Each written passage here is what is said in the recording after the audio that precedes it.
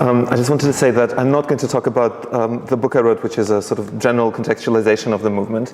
I just wanted to show very briefly the database that my colleagues and I are working on, which is an attempt to collect a protest event database of the Russian protest that started in December 2011, which also includes the actual sources used and is mostly based on primary material, so eyewitness accounts, bloggers, etc., rather than just media accounts. And just to give you a glimpse of what it looks like, here's a screenshot from the current version. So the way it works is that we have the slogans from every single event, and there's a you can also search for a slogan across place and time, and you can click directly on the photographs and the other sources that we use. So if you're interested in anything related to the database, I'll be happy to answer questions. But I want to talk about something completely different today, and ask for your help in developing an idea that is only briefly discussed in the book. So a prominent feature of the most recent wave of mass protests in the world is that they seem to be not so much about voicing specific demands than about occupying urban space. And we've discussed this several times today. So this is particularly evident in Russia, and we can see this in our database because relatively few, actually extremely few of the slogans in our database are demands, be it either for political or social transformation or for identity recognition. Most of them are much more easily understood as just expressions of affect. And what's more, the vast majority of demonstrations and even of the protest camps in Russia lack the kind of horizontal internal organization that has been singled out as one of the most prominent features of the new protests, for example, in Latin America.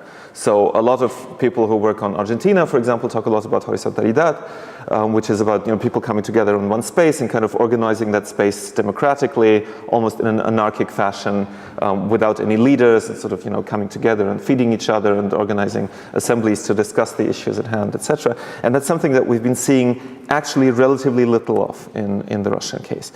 And that's something that a lot of protest participants will mention in interviews. So for example, someone I interviewed who's very active in the Moscow protest says this energy, this is a quote, this energy is not ready yet. It hasn't been self-organized. People aren't self-organized. They can't find an issue for this energy, and the demonstrations don't channel it. So the question then is, what is the point of occupying space? If it's not to voice demands, be it only for group recognition, and if it's not primarily to create some sort of horizontal organization. As you know, some of the biggest demonstrations, especially in Moscow and St. Petersburg, were essentially people up on a stage in front of a large audience, and very little kind of horizontal self-organization among the mass of people who were first marching, and then many of them assemble in front of that stage. So it's still a very vertical kind of spatial organization. So I want to argue that there are two very important aspects here that may seem obvious, but which are usually bracketed out from empirical studies of social movements, namely the cognitive and the emotional dimension of protest. So before discussing the Russian case in particular, let me stress that these two aspects to me are not completely separate. They don't just happen to coincide. And in fact, the interdisciplinary study of emotions has increasingly come to abandon the formerly strict division between rationality and cognition on the one hand and affect on the other. So reflecting advances in neuroscience, historians of emotion such as Jan Plamper have begun to speak of cogmotive decisions. And the social psychologist Steve Riker, in his works on crowds and group dynamics, shows that the emotionality of crowds does not reflect their irrationality and malleability as earlier authors such as Le Bon and Chachotian would have it, but is actually intimately connected with their rationality and their agency. So to put it bluntly, agency feels good. Or as Riker phrases it, the emotion of crowds is tied to the enactment of reason, not its suppression. And I would add to this that cognition also feels good. More specifically, cognition becomes all the more important the more atomized the society and the movement feel to their members. Because they feel disconnected not just from society, but also from knowledge about that society. And examples, of course, are not hard to come by. So in the Russian context, we could start with the many new research initiatives that were started during and by the mass protests in December 2011, and whose members are present here. So we have the Folklore of the Snow Revolution group, which collects photographs and protest paraphernalia from a sort of ethnographic point of view. We have the Independent Initiative for the Study of Protests, Ny Mitingov, which is a collective that includes both professional researchers and sort of amateur colleagues.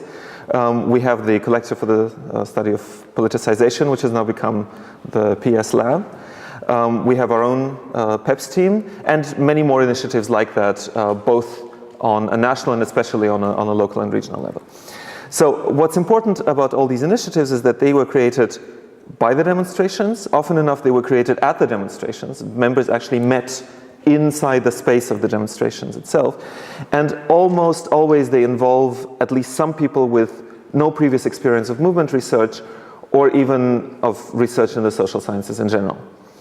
And this, of course, is not a new development. We could say that every previous wave of mobilization has given rise to similar groups in the Russian context, but not only, some of which were later institutionalized. So one could mention the Panorama and Sova think tanks in Moscow, which grew out of the informal movement of the Perestroika, or the Institute for Collective Action, which is represented here by Karine Clément. So what's important to me is that this cognitive impulse is not restricted to academic researchers and their new kind of semi-professionalized allies who, after the demonstrations, gather to form groups, collective labs, research initiatives, etc. So I have numerous examples from my own experience doing interviews at both demonstrations and protest camps. So for example, when I was here in St. Petersburg in, I think, May 2012 at one of the protest camps, I was interviewing participants and then someone approached me and said, "Oh, I hear that you're interviewing people. You know what, I wanted to tell you that I did a survey. I did an opinion poll here at the demonstration." I say, "Oh, so you're a sociologist, you're an opinion poll expert?" He says, no, I'm a computer programmer. And then he told me that, you know, he was an IT specialist from a small town in northwestern Russia who had been living in St. Petersburg for a while, and he had started frequenting this protest camp, spent a few nights there, and he became extremely curious about what was actually happening in that space. So just, you know, without any prior experience, he drew up a questionnaire and distributed it to over 100 people. And I asked, so can I see this questionnaire or the results? And he said, no, you know, I threw this all away. I was just interested in sort of general results, which, according to him, were that there are very different people here from very different backgrounds, and nobody wants a leader. Those are the kind of two things that for him came out of this opinion poll. In Moscow at the famous March of Millions on the 6th of May 2012, we interviewed a woman in her 60s who said that she had worked at a post office for several years because for her she had a very low income, and for her this was the only way that she could gain access to a large range of newspapers because they were distributed through the post office, and through reading all these newspapers she could get an idea of the entire political spectrum in Russia because she felt that just by watching TV she couldn't get an idea of what was actually going on. In Chelyabinsk in September 2012, one of the people I interviewed at the demonstration there was an unemployed engineer in his 40s who said that he came to this demonstration not because of any sort of political impulse of his own, but because he wanted to see who's there. And that's something that again and again I encountered in the interviews. People came to the demonstrations and remained at the demonstrations out of a very strong sentiment of curiosity. And also systematically, and this is something that I heard from many other colleagues, when I was interviewing protest participants, they would ask me to share the results of my research so far. So that was almost always the first kind of counter question when I started asking my question. So can you tell me what you've already found or what your colleagues have found? Are there websites that we could look at? Are there publications that we could read? Because we want to know what's happening. So, you know, people go to the demonstrations to see who else is there, and then one of the reasons why they stop going is that either they stop meeting new people there, or they have the feeling that they stop meeting new people, or that they get the impression that they have learned what they could learn from the demonstrations, and they're now looking for new ways of sort of enhancing their knowledge about society and about politically active portions of that society. So the cognitive dimension seems to be extremely important, and this of course goes beyond the Russian case, and one could name numerous examples from, I don't know, 1968 in Germany, which has also spawned numerous research initiatives and archives, etc., and many other countries, of course. And I think this is perhaps often overlooked in the literature, precisely because the emotionality that accompanies cognition is often suppressed or relegated to the anecdotal margins of writing by those who engage in the study of protests professionally. So very often this will be mentioned briefly in the introduction.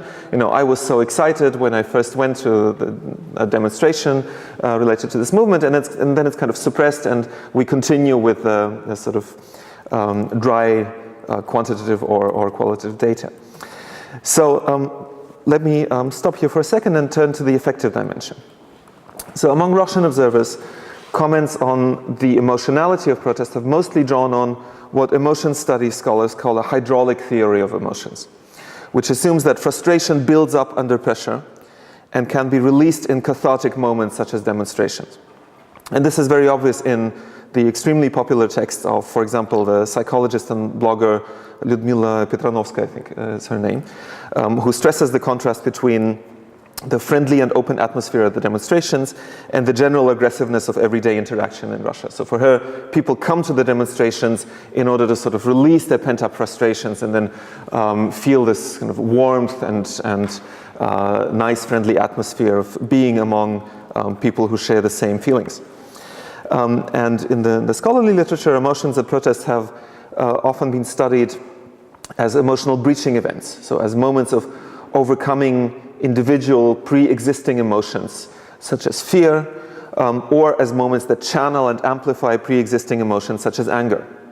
So people look at these contextual emotions that respondents at the demonstrations, for example, say they had felt before coming and that were part of their motivation for coming or for not coming, and then they try to see what happens with these emotions at the demonstration. So all of this is, of course, true and very valid and useful, but to me it tends to obscure the fact that neither individuals nor societies ever experience just one single emotion, which once again should be a very obvious point. There's always what I would call a political economy of emotions, and indeed perhaps an emotional regime. And it's very difficult, if not impossible, to outlaw any single emotion. Even totalitarian regimes have probably never succeeded in doing that. But one can ban the displays of certain emotions from certain spaces, particularly the most public places, such as central streets and squares on the one hand, and TV broadcasts on the other hand. And I think this brings us to something that has been happening in Russia. So, and it's something that the Soviet and Russian authorities, of course, have been aware of for a very long time. Even Soviet social psychology, from its beginnings in the mid-60s, began to focus on something called public moods, because there was this idea that one can no longer control the population focusing simply on behavioral and class aspects. One has to talk about moods. And Parygin, one of the late founders of social psychology here in St. Petersburg, wrote a very influential book on this in, I think, 1966, which is called Общественное настроение, public mood. I would argue that it is only by acknowledging these emotional regimes that we can really understand what appears to us in hindsight as clear cutoff dates between different eras, for example, between the Yeltsin and Putin eras. So if you look merely at, for example, indicators of social and economic change, they never precisely coincide with changes in government. You cannot say that on the 1st of January, when a new president came into power, the living conditions of everyone in the country immediately changed. And yet, people have a very strong shared feeling in many of these cases that there is something that happened almost overnight. And there is an immediate change in mood. And this is something that's very explicitly captured by those who try to steer these moods. So if you think back to Yeltsin's abdication speech, when he left the presidency in his New Year's Eve address, the last words that he said were, "Be happy, you deserve it." So, he was trying to kind of induce a new public mood.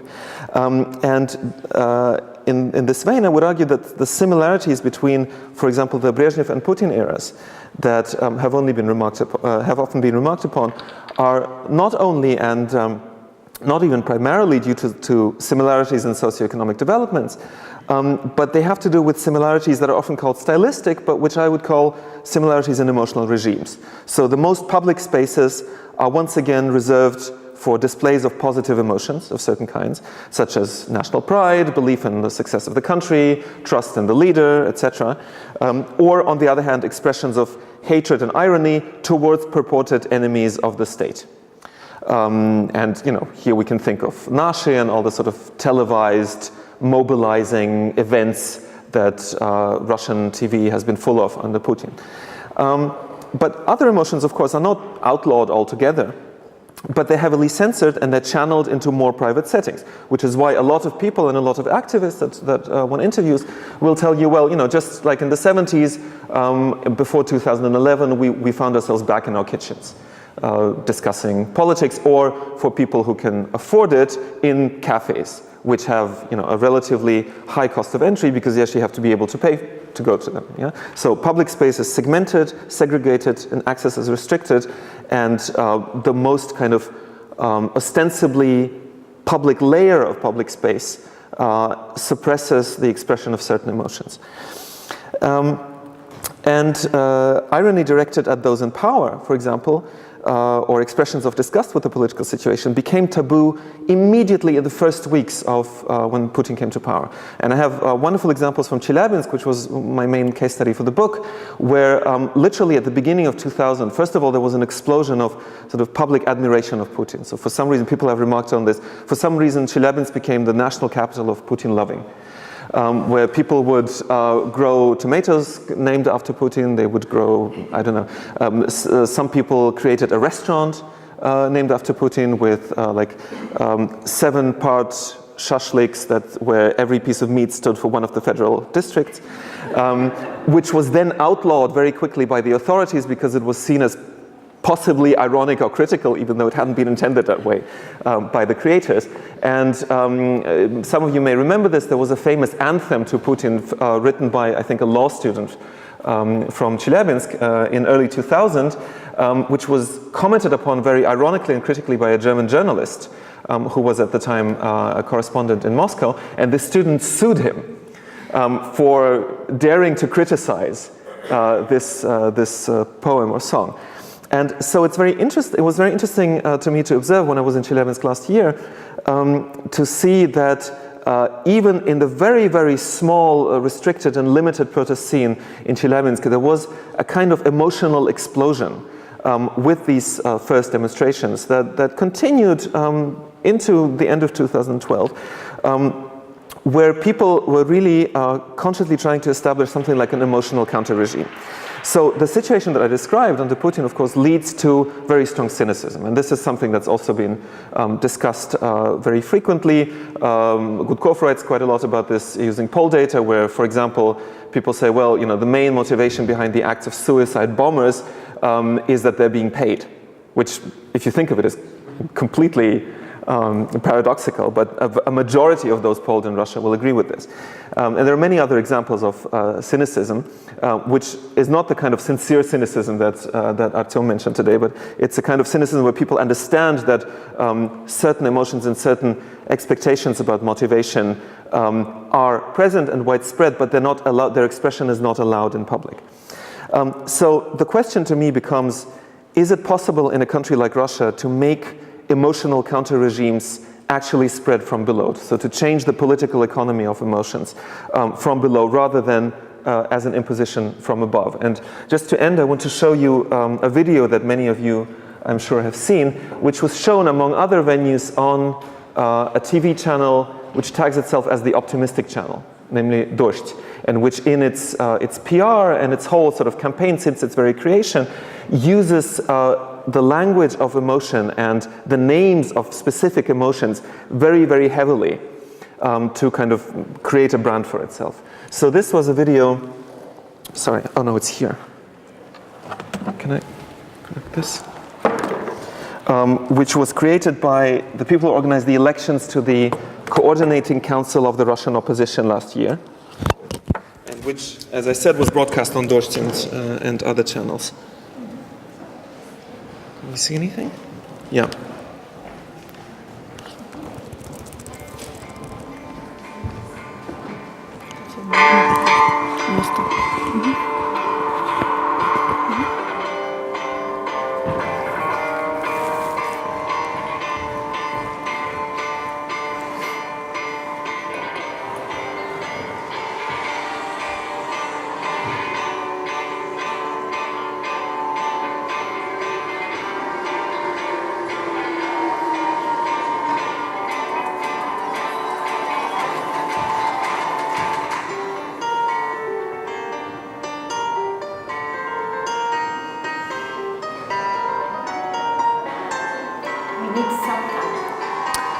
I'll tell you at the end what it's about.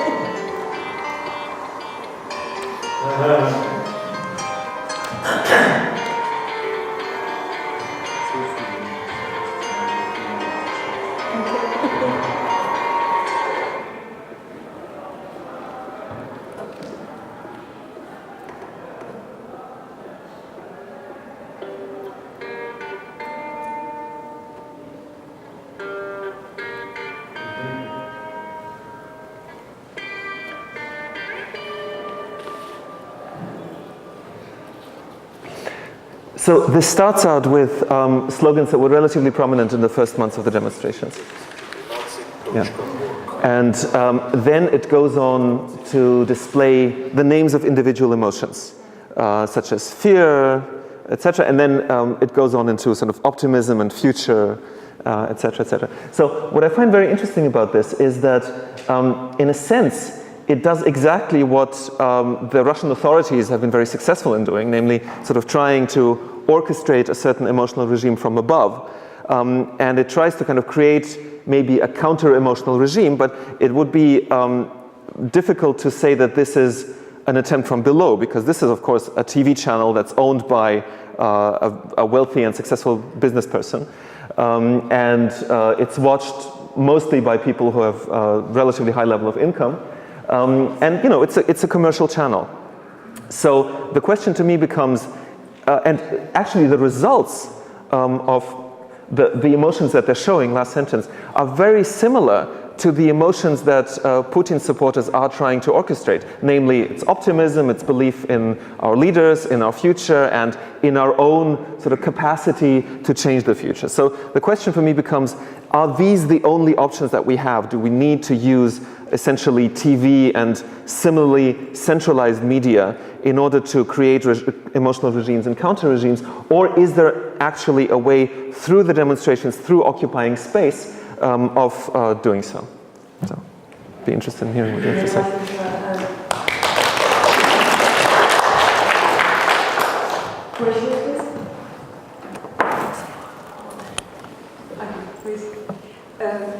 I wanted to ask you, I haven't heard it mentioned here at all, but just before coming to Russia, I saw a very interesting video, at least I thought it was, and tell me if my interpretation of this video is right or wrong, called Putin's Kiss. Mm-hmm. You know this video is made by it's a film, it's a documentary film. Filmmakers, yes, and it's the story of this young woman who became a leader of Nashi at 16, and eventually kind of, through emotion, the emotion, cognition and emotion, meeting journalists who have been persecuted, and eventually, very courageously, I thought, is kind of leading the movement. Semi-publicly because it's on video. I saw her a little bit as a hero a la Hannah Arendt, but maybe I'm wrong. I thought maybe... Yeah, this is about Masha Drokova, who came from Tambov and became one of the federal leaders of Nashi, and then was friends with Kashin, and after Kashin was beaten up, she kind of left the movement, but now she works for the investment company that invests in Skolkovo, so she's not an opposition activist. Yeah, I mean, that is an example. What I found especially interesting about this film, which I saw again just less than a week ago, is that the methods that are used at the Nashi or that were used at the Nashi gatherings are actually very similar to what these people are trying to do with the video. So it's not at all a kind of Soviet or Hitlerjugend style attempt at mobilization. It's extremely modern and capitalist and individualistic. So they're trying to focus on the individual and the individual's kind of self-exploitation on the path to success, and having to overcome the obstacles of all these enemies that are out there to destroy our country, Putin, and the individuals present.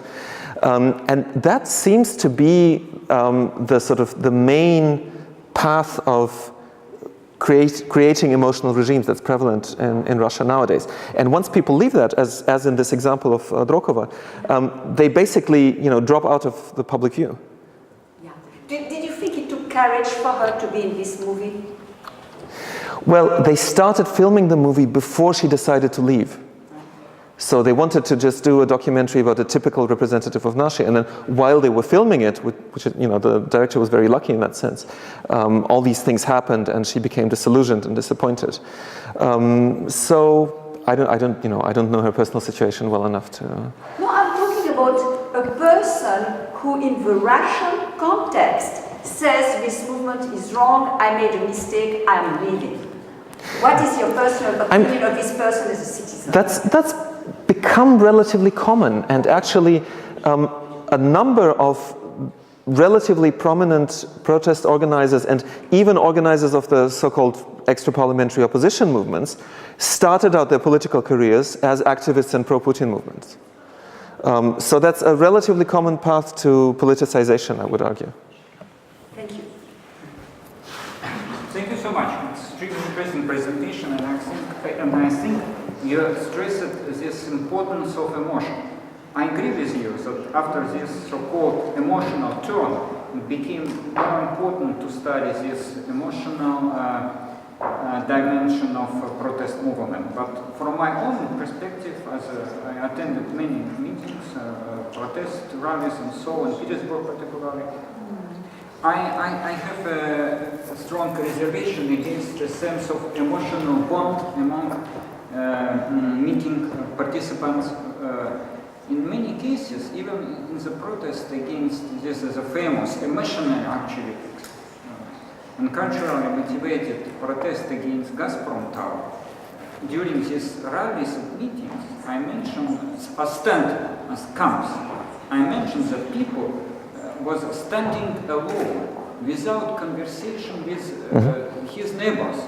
It was extremely it strikes me very much because in my years I was organizing as a student, Komsomol organizer, these famous November demonstrations and May demonstrations. I quite well remember that how it was emotionally bonded these people in this student, at least in the student group of demonstration participants. We spoke together, we have spoke together and singing and so on. In many demonstrations, even just I asked about Pushkin because I attended this meeting in Pushkin, this maybe months ago, very emotionally grounded protest against the construction of huge new town, the so-called Yuzhny town. But it gathered about 300 people, but standing alone again. Only I identified several small circles of people speaking together. It was exactly people from neighborhood. Old woman. Yes, my question is that I'm very. So I think we have a phenomenon in our protest movement. This of lonely crowd. Actually, it's very complex issue. So, and I think it is how to explain it. Maybe this theory of atomization can explain. Maybe we have taken into account this situation of emotional regime of fragmented population without this sense of we have to speak together. But that is a problem. I see it. Thank you. Yeah, I wouldn't disagree with that, which is why I try to be careful not to say that the main feature of this new emotional counter regime is that people feel a sense of unity. I don't think that's the case, or certainly not across the board. I would rather say that these spaces of the demonstration become spaces where people are, even if they remain isolated from each other, they feel free to voice and express emotions that otherwise, standing in the very same space, they wouldn't feel free to express. And in a sense, I think this video shows this in interesting ways, because what they were trying to do is they were trying to film these individuals holding up names of emotions in front of well-known landmarks, or in well-known sites like Bolotnaya, but which in this video are completely empty of other people. Right? So the idea is that the individual can occupy space that is otherwise considered public and is now free to express certain emotions which otherwise that individual wouldn't be free to express. So it's not about a feeling of unity. No.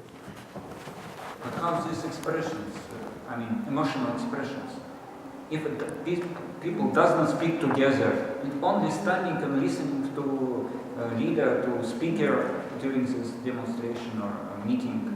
What constitutes emotional regime? Only faces with happy... No, I mean, first of all, it's not entirely true that people never talk to each other. So I would say that for a lot of people, especially a lot of people that I interviewed, the experience of going there and being able to talk to people they hadn't previously known was a very important part of that experience. And also, if you think of the way, and people have written about this, the way that the space is organized. So for the first time, people find themselves in a large crowd without internal policing, right? So the entire kind of, the policing happens around the crowd. So it's very difficult to get in because there are only 1 or 2 spots where you can actually cross the metal detectors to enter that space of the demonstration. But once you're inside, at least, until the police come barging in and beating you up, you feel a kind of, freedom and in a sense, safety from censorship.